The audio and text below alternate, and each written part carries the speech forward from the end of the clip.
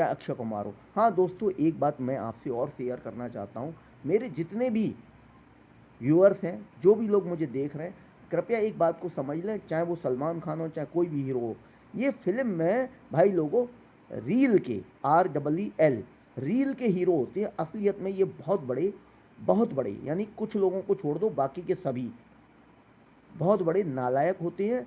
ये कोई हीरो नहीं होते। एक ऑटोग्राफ देने में 100 नक्शे दिखाते हैं। ये कभी कभी तो देते भी नहीं है कि मैं बहुत जल्दी में हूँ, मुझे दूसरी फ्लोर पे जाना है, दूसरे स्टूडियो में जाना है, और ये उस बंदे की कोई कदर नहीं करते 10 सेकंड के लिए भी। ये मैंने देखा है। ठीक है, प्रोड्यूसर डायरेक्टर की भी ये कुछ नहीं सुनते, क्योंकि ये स्टार बन चुके होते हैं और इन्हें पता होता है कि मेरे टाइम की कीमत लाखों और करोड़ों में है। मैं क्या समझूँ इनको, ये क्या है मेरे सामने, है ना। तो ये कुछ समय तक रहते हैं अपने स्टारडम की ज़िंदगी में, है ना।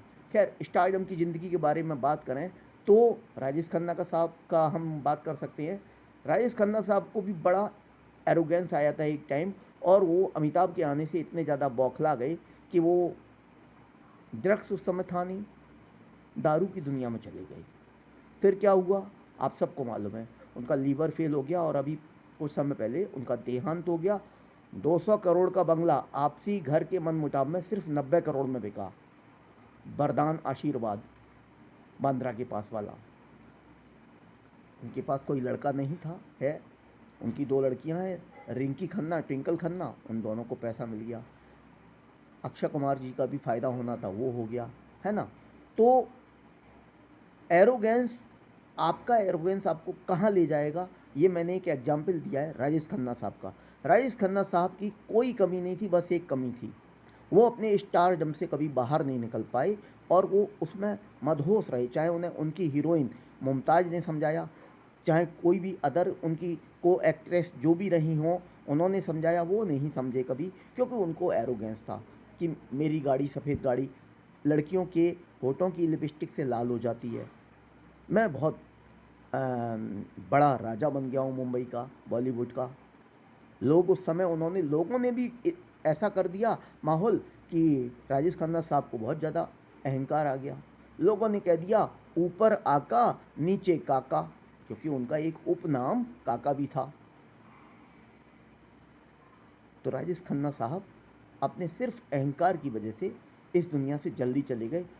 अन्यथा वो एक्टर बहुत अच्छे थे, इंसान भी बहुत अच्छे थे, और किसी का बुरा भी नहीं सोचते थे। लेकिन बस एक कमी थी, उनके चारों ओर चापलूसों की भीड़ जमा हो गई थी, जो कि उनकी चापलूसी करते थे कि आप ही स्टार हैं, सुपरस्टार हैं, आपके अलावा कोई नहीं है। धीरे धीरे अमिताभ बच्चन बढ़ते गए और वो नीचे आते चले गए। लेकिन इस बीच में वो पूरी तरह से मदिरा पान में डूब गए, और उनका क्या हुआ आप सब जानते हैं। मैंने ये एग्जाम्पल दिया है करण जौहर को समझाने के लिए, उन रास्कल्स को समझाने के लिए, कि आपका भी दी एंड किसी न किसी इसी तरह के बहाने से हो जाएगा।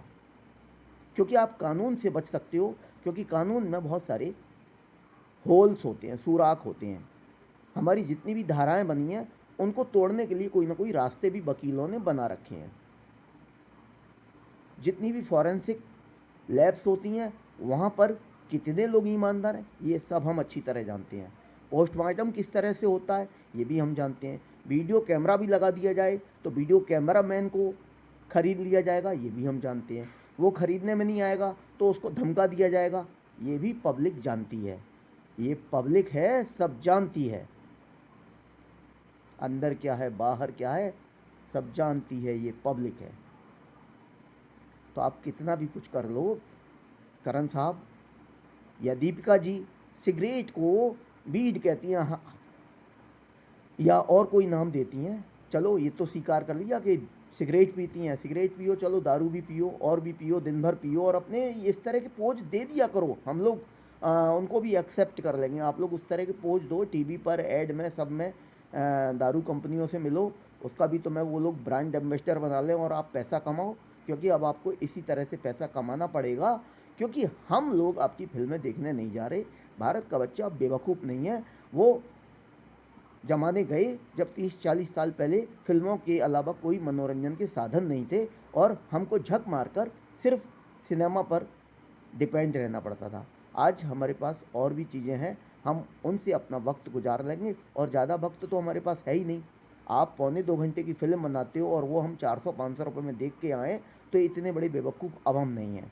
हम में से बहुत सारे लोग, मतलब क्या कहें, समझदार तो सभी हैं, बहुत सारे लोग इतने पढ़े लिखे हैं कि आप लोग तो उनके मुकाबले कुछ भी नहीं हो।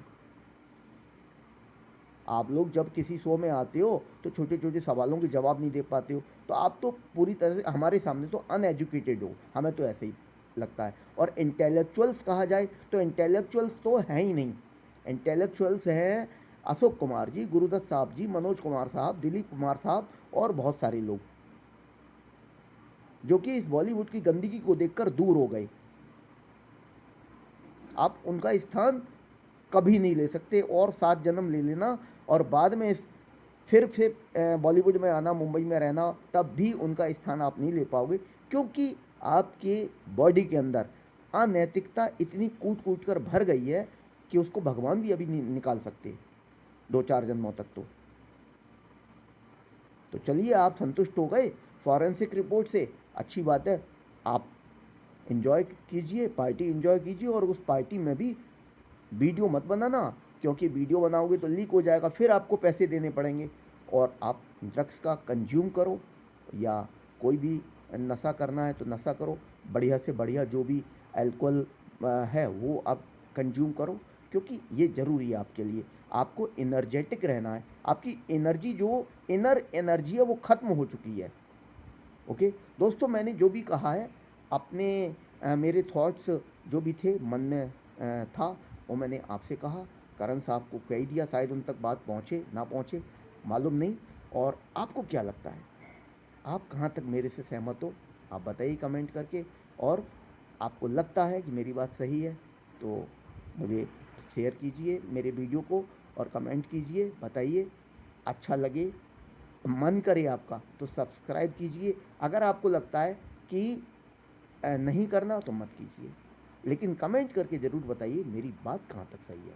Okay, thank you, have a nice day.